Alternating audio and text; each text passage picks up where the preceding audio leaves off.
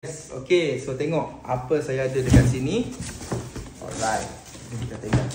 Organic good protein. Dia punya ingredients semua organic. Satu scoop ni, protein dia seperti sebiji telur. Okay, so jadi kalau korang ada anak, okay, yang susah nak bagi makan telur, okay, boleh je bagi ni guys. Alright, tengok daripada Simply Natural ni. Okay, G seasoning powder. Okay. And then kita ada ni, kita ada Matsutake mushroom seasoning. Bestnya. Alright. Apa lagi kita ada dekat sini? Tengok nak show korang ni. Okay, tengok ni. Berry Bright plant protein. Super greens shake plant protein powder.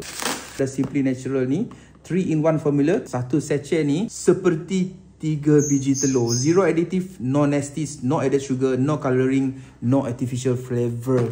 Very nice. Black pepper. Raw honey. Fresh raw honey. Dia zero added sugar, high fiber. Okay. Saya dah lama stop minum kopi, but saya akan cuba satu persatu dan saya akan update dekat you guys nanti. Alright.